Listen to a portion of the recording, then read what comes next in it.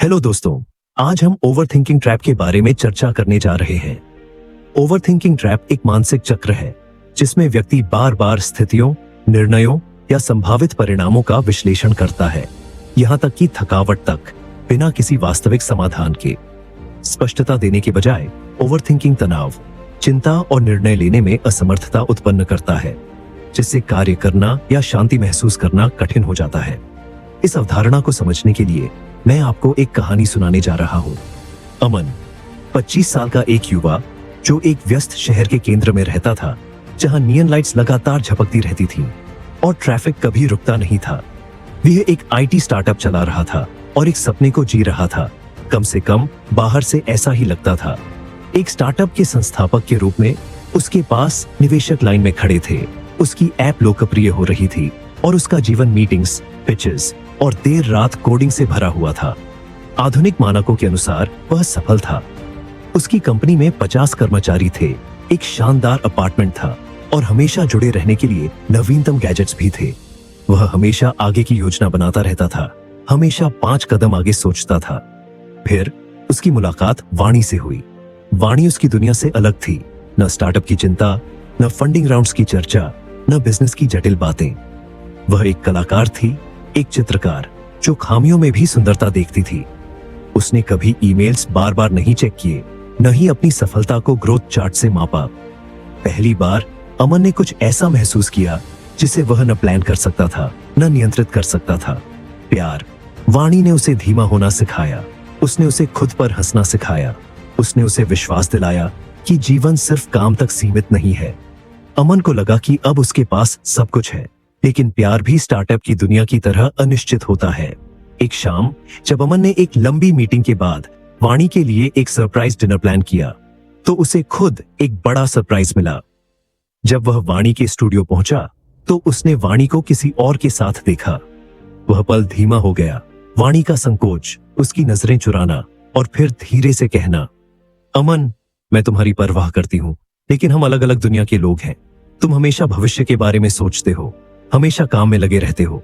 मुझे कोई ऐसा चाहिए जो मेरे साथ इस पल में रह सके। और बस वह चली गई। अमन ने खुद से कहा कि वह आगे बढ़ जाएगा। ब्रेकअप तो होते रहते हैं, है ना? लेकिन रात के सन्नाटे में जब वह काम में नहीं डूबा होता, उसका दिमाग उसी घटना के इर्द गिर्द घूमने लगता। क्या मैंने कुछ गलत किया? क्या मैं उसके लिए बहुत व्यस्त था? मैं उसके लिए काफी क्यों नहीं था? क्या उसने कभी मुझसे सच में प्यार किया? अगर मैंने ज्यादा समय दिया होता तो क्या सब ठीक होता? धीरे धीरे उसका ध्यान काम से हटने लगा। निवेशकों ने उसकी एकाग्रता की कमी नोटिस की। उसकी टीम में चर्चा होने लगी कि वह कितना विचलित रहने लगा है। वह खुद को काम में डुबाने की कोशिश करता, लेकिन कोडिंग स्क्रीन के आगे भी उसका दिमाग वाणी की यादों में भटकता रहता। सबसे बुरा यह था कि वह बार बार उनके पलों को दोहराता। हर बातचीत, हर मैसेज, हर हाव भाव को तोड़ फोड़ कर देखता, एक ऐसे जवाब की तलाश में जो मौजूद ही नहीं था। वह अपनी कंपनी की तरह अपने रिश्ते के लिए भी सिमुलेशन चला रहा था। 1000 अलग अलग संभावनाओं की दुनिया जहां चीजें अलग हो सकती थीं, लेकिन असली जीवन में कोई अनडो बटन नहीं होता। दिन बीतने लगे, हफ्ते बीत गए। उसकी कंपनी को उसकी जरूरत थी, उसकी टीम को उसकी जरूरत थी, लेकिन सबसे ज्यादा उसे खुद की जरूरत थी। एक दिन एक दोस्त ने उसे सलाह दी, पास के बौद्ध मठ में मास्टर तेंजिन रहते हैं, तुम उनसे मिलो। वह तुम्हारी इस मानसिक उलझन का समाधान बता सकते हैं।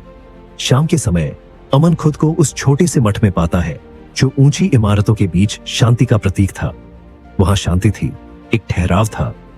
जब अमन मास्टर तेंजिन से मिला तो उसने अपने दुख व्यक्त करने में कोई समय बर्बाद नहीं किया। मास्टर, मैं एक लड़की से प्यार करता था और उसने मुझे छोड़ दिया। अब मेरा दिमाग उसके बारे में सोचना बंद नहीं करता। मैं उसी घटना के बारे में बार बार सोचता रहता हूं और उसके पुराने बुरे पल या यादों को नहीं भूल सकता। इसी कारण मैं अपने कार्यस्थल पर भी अधिक सोचने लगा हूं। मैं हमेशा योजना बनाता हूं, विश्लेषण करता हूं और आगे बढ़ने की कोशिश करता हूं, लेकिन चाहे मैं सब कुछ नियंत्रित करने की कितनी भी कोशिश करूं, मैं और अधिक थका हुआ महसूस करता हूं। यहां तक कि जब मेरे पास खाली समय होता है, तब भी मेरा दिमाग चिंताओं से भरा रहता है। मैं शांति कैसे पाऊं? मास्टर तेंजिन धैर्य से उसकी बातें सुनते हैं और फिर एक पुराना धीमा लैपटॉप उसकी ओर बढ़ाते हैं। इसे ऑन करो, वे कहते हैं। अमन बटन दबाता है, लैपटॉप धीरे धीरे चालू होता है। हर प्रोसेस में समय लग रहा था। कोई भी फाइल खोलने पर स्क्रीन फ्रीज हो जाती, इंटरनेट पेज लोड होने में मिनट्स लगते। ये लैपटॉप बेकार है, अमन निराश होकर कहता है। मास्टर तेंजिन मुस्कुराते हैं। हाँ, क्योंकि ये बहुत सारे प्रोग्राम्स एक साथ चला रहा है, बहुत सारी टैब्स खुली हुई हैं, सिस्टम ओवरलोड हो चुका है, इसलिए यह सही से काम नहीं कर पा रहा। अमन अब समझने लगा था। क्या आप कहना चाहते हैं कि मेरा दिमाग भी इस लैपटॉप की तरह है? मास्टर तेंजिन ने सिर हिलाया। जब तुम एक साथ बहुत सारी चीजों के बारे में सोचते हो, रिश्ते, काम, भविष्य, असफलताएं, तुम्हारा दिमाग भी इसी तरह धीमा और असमर्थ हो जाता है। ओवरथिंकिंग समस्या का हल नहीं देती, ये सिर्फ मानसिक अव्यवस्था पैदा करती है। अमन ने गहरी सांस ली। लेकिन मैं क्या करूं? ओवरथिंकिंग को रोकूं कैसे? मास्टर तेंजिन ने मुस्कुराते हुए लैपटॉप की अनावश्यक टैब्स बंद कर दी। जैसे इस लैपटॉप को तेजी से काम करने के लिए हम अनावश्यक टैब्स बंद करते हैं, वैसे ही अपने मन में भी वे विचार बंद करो जो इस समय आवश्यक नहीं है। अमन ने धीरे धीरे अभ्यास शुरू किया। उसने हर काम को पूरी एकाग्रता से करना सीखा। जब वह खाता तो बस खाने पर ध्यान देता, जब वह चलता तो आसपास की दुनिया को देखता, ना कि बीते हुए लम्हों में खो जाता। धीरे धीरे उसकी सोच हल्की होने लगी, उसका काम सुधरने लगा, जीवन सरल हो गया।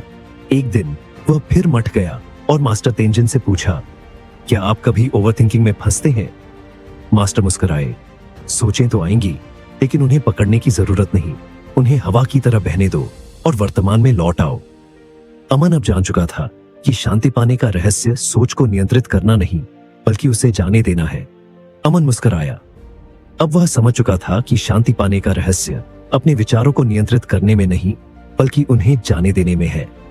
और फिर हर सांस के साथ, हर क्षण के साथ और हर कदम के साथ उसने एक नए तरीके से जीना शुरू किया। जहां कम टैब्स खुली थीं, जीवन हल्का था, मन स्पष्ट था और दिल शांत था।